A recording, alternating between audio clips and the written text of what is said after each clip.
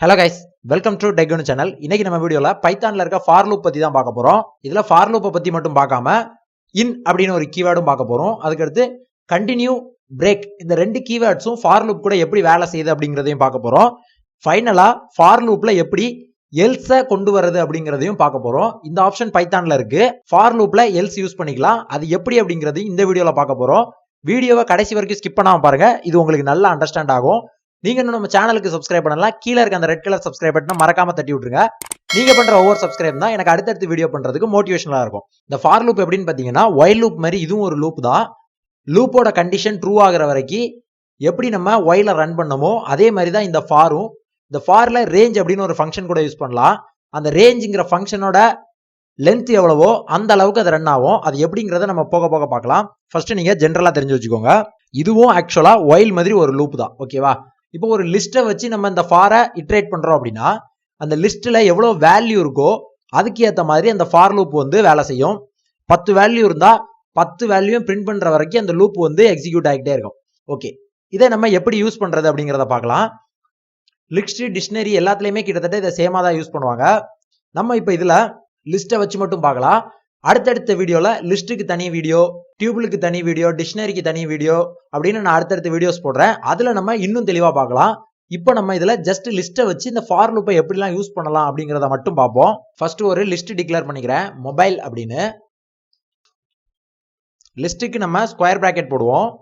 மொபைலுக்குள்ள Redmi, அதுக்கடுத்து Samsung,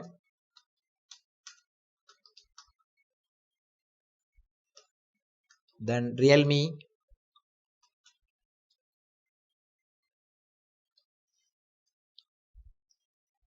Oppo, OnePlus.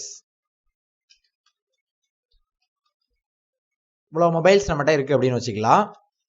இப்போ ஃபாரை use பண்ணி இதை எப்படி நம்ம ஆர்டரா பிரிண்ட் பண்றது அப்படிங்கிறத பார்க்க போறோம்.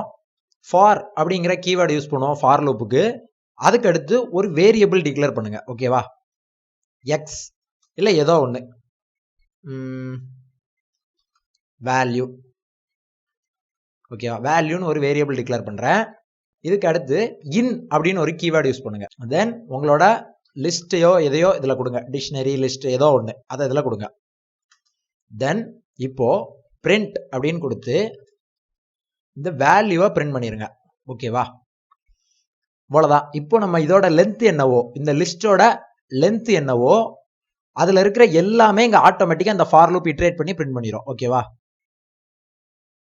இப்ப பாருங்க, ரன் கோட். இந்த ஃபார் லூப் பாத்தீங்கன்னா இதோட லென்த் வரைக்கும் தான் கரெக்டா எக்ஸிக்யூட் ஆயிருக்கு. அதே மாதிரி இதுக்குள்ள இருக்க ஒவ்வொரு வேல்யூவும் தனித்தனியா எடுத்து பிரிண்ட் பண்ணிருச்சு. Redmi, Samsung, Realme, Oppo, one plus அப்படின்னு. அவ்வளவுதாங்க இந்த ஃபார் லூப் பைத்தான்ல. ரொம்ப ஈஸியா இருக்கும். நீங்க ரொம்ப கன்ஃபியூஸ் பண்ணிக்க தேவையில்லை. இது என்ன பண்ணுன்னா ஒவ்வொரு தடவையும் ஃபர்ஸ்ட் இந்த லூப்புக்கு வரும்போது டைரக்டா இந்த மொபைல்ல இருந்து ஃபர்ஸ்ட் தான் இங்க வேல்யூக்கு மாத்தி அந்த வேல்யூவை பிரிண்ட் பண்ணிரும். அவ்வளவுதான். அதுக்கடுத்து மறுபடியும் ரெண்டாவது அதே மாதிரி இந்த மொபைல்ல இருந்து இங்க மாத்தி பிரிண்ட் பண்ணிரும். அடுத்து அதே மாதிரி பிரிண்ட் பண்ணிரும். அடுத்து ஓப்போ அதே மாத்தி இங்க பிரிண்ட் பண்ணிரும். அடுத்து இந்த ஒன் பிளஸ் மொபைல்ல இருந்து இங்க மாத்தி இப்படி ஒவ்வொரு தடவையும் பிரிண்ட் பண்ணிரும். அதுக்கடுத்து வேல்யூ இல்லைங்கும் போது ஆட்டோமேட்டிக்கா ஃபார் வந்து டெர்மினேட் ஆயிரும். ஓகேவா? இவ்வளவுதான் ஃபார் லூப். தென் இதுல ஒரு ஸ்ட்ரிங்கை கூட நம்மளால பிரிண்ட் பண்ண முடியும். வாங்க அதை எப்படின்னு பார்க்கலாம். ஃபார் அதே மாதிரி இல்ல கேர் அப்படின்னு வச்சுக்கலாம். கேர்ஸ். தென் இன் டெக் கனு அப்படின்னு கொடுக்குறேன். இதுல பிரிண்ட் கேர்ஸ். இப்போ நான் இதை பிரிண்ட் பண்றேன். என்ன ஆகுதுன்னு பார்க்கலாம். கிளியர் பண்ணிட்டு இப்போ பாத்தீங்கன்னா டெக் கனு அப்படிங்கிற இந்த ஸ்ட்ரிங்கை 1 by 1 பிரிண்ட் பண்ணிருக்கு. ஸ்ட்ரிங்னா அதுல இருந்து ஒவ்வொன்னா பிரிச்சு எடுத்து அது பிரிண்ட் பண்ணும். ஓகேவா? இதுதான் ஃபார். இப்போ இந்த ஃபாரை வச்சு நம்ம எப்படி நம்பர்ஸா ஆர்டரா பிரிண்ட் பண்றது? சம்டைம்ஸ் நமக்கு அந்த மாதிரி நீடு வரும்ல. whileல பண்ணிடலாம். ஃபார்ல எப்படி பண்றது? அப்படி பண்றதுக்கு தான் இதுல நம்ம ஒரு ஃபங்க்ஷன் யூஸ் பண்ணுவோம். அந்த ஃபங்க்ஷனுக்கு பேரு ரேஞ்ச் அப்படின்னு சொல்லுவோம்.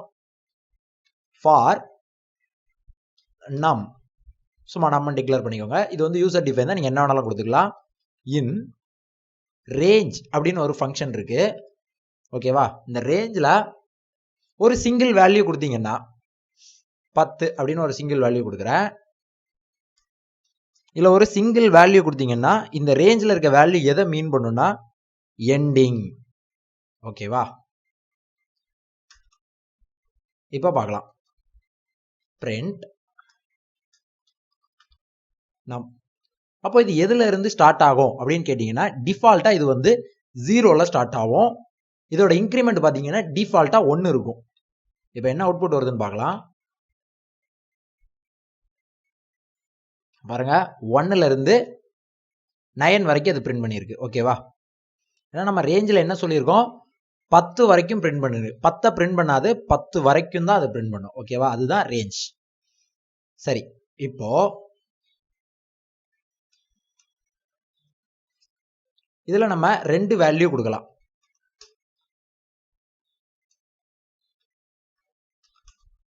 For num in range 2, 10. இப்போ print. இப்போ அந்த நம்ம print பண்றேன். சரி, இப்போ இந்த 2, 10 அப்படிங்கிறது எதெல்லாம் மீன் பண்ணுது அப்படின்னு பார்த்தா, இந்த ஃபர்ஸ்ட் இருக்க 2 எதை மீன் பண்ணும் அப்படின்னு பார்த்தீங்கன்னா ஸ்டார்டிங். ரெண்டாவது இருக்க 10 எதை மீன் பண்ணுன்னு பார்த்தீங்கன்னா எண்டிங். ஓகேவா? ஸ்டார்டிங் எண்டிங் இந்த மாதிரி தான் இது மீன் பண்ணும். இப்போ நம்ம இதோட அவுட்புட் என்ன வருதுன்னு பார்க்கலாம். சரி, கோட் சேவ் பண்ணணும். இப்போ ரன் பண்றேன். முதல்ல இருக்கிறத பாருங்க, 0ல இருந்து 9th வரைக்கும் பிரிண்ட் ஆயிருக்கு. அதுக்கடுத்து பாருங்க 2ல இருந்து 9th பொசிஷன் வரைக்கும் பிரிண்ட் ஆயிருக்கு. இப்போ இதை பிரிச்சு காட்டுறதுக்கு இந்த இடத்துல ஒரு பிரிண்ட் போட்டுக்கலாம்.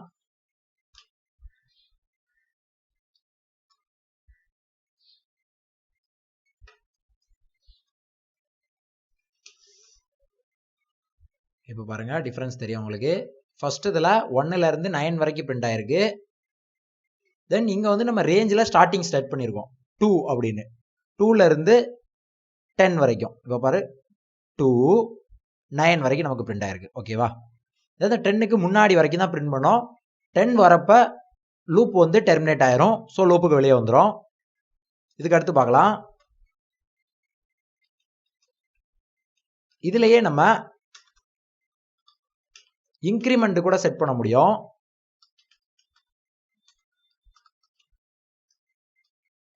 பாருங்க 2, 10, இன்கிரிமெண்ட் வந்து 2. இப்போ இதெல்லாம் மூணாவதா இருக்கிறது வந்து இன்கிரிமெண்ட்.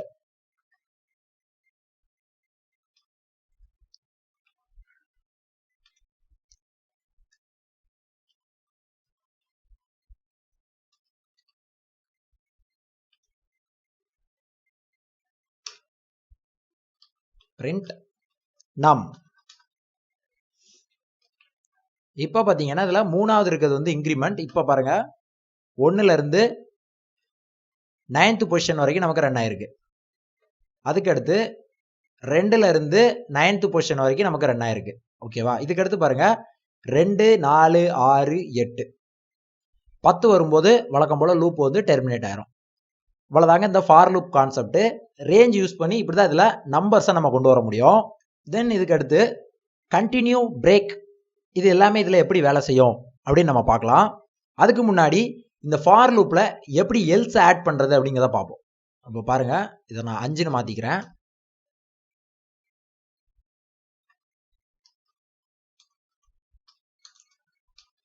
எல்ஸ் அப்படின்னு கொடுங்க. பிரிண்ட். இந்த எல்ஸ் எப்ப ரன் ஆகும் அப்படின்னு தெரியுமா? லூப் எப்ப முடியுதோ அப்பதான் இந்த எல்ஸ் வந்து ரன் ஆகும். எண்ட்.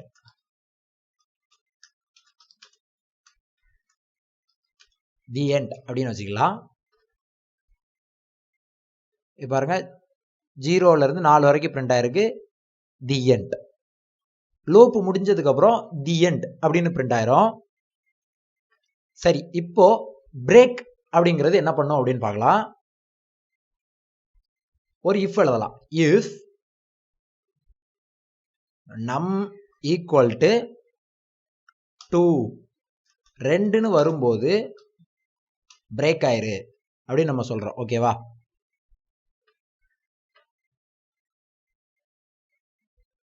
பிரேக் அப்படின்னா லூப் அதோட டெர்மினேட் ஆயிரும், அவ்வளவுதான். பாருங்க, ஃபர்ஸ்ட் 1 பிரிண்ட் 0 பிரிண்ட் பண்ணிருக்கு, அதுக்கடுத்து 1 பிரிண்ட் பண்ணிருக்கு, மறுபடியும் 2 பிரிண்ட் பண்ணிட்டு இந்த இடத்துல 2 பிரிண்ட் பண்ணுது, பிரிண்ட் பண்ணிட்டு கண்டிஷன் செக் பண்ணுது. அப்போ கண்டிஷன் என்ன ஆகும்னா ட்ரூ ஆயிரும். கண்டிஷன் ட்ரூ ஆகும்போது கண்டிஷன் எக்ஸிக்யூட் ஆகும். அப்போ கண்டிஷன் எக்ஸிக்யூட் ஆகும்போது பிரேக், அப்போ லூப் வந்து பிரேக் ஆயிரும், அவ்வளவுதான். அதுக்கடுத்து ரன் ஆகாது. லூப் ஃபுல்லா ரன் ஆனா மட்டும்தான் எல்ஸ் பிளாக் வந்து ரன் ஆகும். இங்க லூப் ஃபுல்லா ரன் ஆகல, ஸோ எல்ஸ் பிளாக் ரன் ஆகாது. அந்த ரெண்டோடைய நம்ம லூப் வந்து முடிஞ்சு போயிடும்.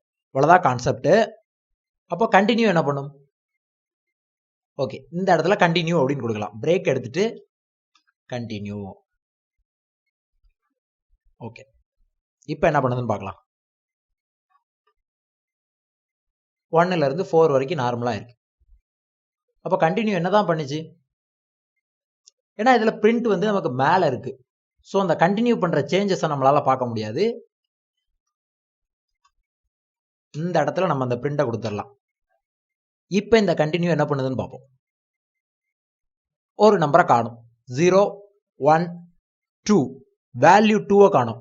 2 எங்க போச்சு, ஏன் காணாம போச்சு அப்படின்னு ஒரு கொஸ்டின் கேட்டீங்கன்னா, கண்டினியூ அப்படிங்கிறது என்ன பண்ணுன்னா, இப்போ ஆக்சுவலா 0 இது ரன் பண்ணும்போது என்ன ஆகும்னா பிரிண்ட் நமக்கு டைரக்டா வந்துடும். ஏன்னா இது ஃபால்ஸ் ஆயிரும், பிளாக்குக்குள்ள போகாது, வெளியே வந்துடும். அதுக்கடுத்து மறுபடியும் 1க்கு அதே மாதிரி ஃபால்ஸ் ஆயிரும், இந்த கண்டினியூங்கிறது ரன் ஆகாது, டைரக்டா இந்த பிரிண்ட்டுக்கு வந்துடும். இப்போ 2 வரும்போது என்ன ஆகுதுன்னு பார்த்தீங்கன்னா இஃப் வந்து ட்ரூ ஆயிருது. ஓகேவா? ட்ரூ ஆனதுக்கு அப்புறம் கண்டினியூ. நீங்க கண்டினியூ அப்படின்னு ஒரு கீவேர்டை லூப்புக்குள்ளேயோ எதுலையோ கொடுத்துருக்கீங்க அப்படின்னா டைரக்டா அந்த லூப் என்ன பண்ணுன்னா கண்டினியூவை பார்த்தோன்னே மறுபடி அதுக்கு கீழே இருக்க எதையுமே ரன் பண்ணாது, விட்டுட்டு டைரக்டா அது மேலே போயிடும். மறுபடியும் மேலே போயிட்டு அதுக்கு அடுத்த வேல்யூ எடுத்துட்டு வரும் 3. ஓகேவா? கண்டினியூனா இதோட முடிஞ்சதுப்பா, மறுபடியும் நீ முதல்ல இருந்து வா அப்படின்னு அர்த்தம். ஓகேவா? அதுதான் கண்டினியூ. பிரேக்னா இதோட முடிஞ்சது, நீ வெளியே கிளம்பு, லூப்பே முடிஞ்சது, நீ லூப் பண்ண வேண்டாம், இடத்த காலி பண்ணுன்னு அர்த்தம். ஆனா கண்டினியூனா முடிஞ்சது, நீ மறுபடி அடுத்த இட்ரேஷனுக்கு போ, இந்த இட்ரேஷனுக்கு நீ பண்ண வரைக்கும் போதும், நம்ம போய் நீ அடுத்த இட்ரேஷன் பார்க்கலாம். ஸோ நமக்கு வந்து ட்ரூ வந்து ரன் ஆகாது, இதோட நம்ம இட்ரேஷன் முடிஞ்சது, கண்டினியூ, நீ பாட்டு வேலையை பாரு, இட்ரேஷன் முடிஞ்சது, கண்டினியூ, மறுபடியும் நீ மேல இருந்து வா, மறுபடியும் லூப் வந்து நம்பர் 3. நம்பர் 3 வரும்போது பார்த்தா இது வந்து ஃபால்ஸ். இது ஃபால்ஸ் ஆனதுனால டைரக்டா இந்த பிரிண்ட் வந்து ரன் ஆயிரும். இவ்வளவுதான் கண்டினியூ. இப்போ உங்களுக்கு கண்டினியூ இன்னொன்னு எழுதி காட்டுறேன் பாருங்க. ஃபார் நம் இன் ரேஞ்ச் சும்மா ஒரு 10ன்னு வச்சுக்கிட்டு, இப்போ பாருங்க இதுல நான் கண்டினியூ கொடுத்துட்றேன். அதுல வந்து ஒரு இஃப் கண்டிஷனுக்குள்ள அந்த கண்டினியூ இருக்கு. ஆனா இந்த கண்டினியூ பாத்தீங்கன்னா நார்மலா இருக்கு. இதுல நான் பிரிண்ட் எழுதுறேன் கனு. இப்ப இந்த பிரிண்ட பாருங்களேன், மங்களா இருக்கு. என்ன சொல்லுதுன்னா பாருங்க, கோட் இஸ் அன்ரீச்சபிள் அப்படின்னு ஒரு எரர் வருது. கோட் ஏன் அன்ரீச்சபிள்னா இந்த கண்டினியூக்கு வந்த உடனே மறுபடியும் இந்த லூப்போட ஸ்டார்டிங் வரும். இந்த லூப் 10 தடவை சுத்தும், ஆனா இங்கேயே தான் சுத்திக்கிட்டு இருக்கும்.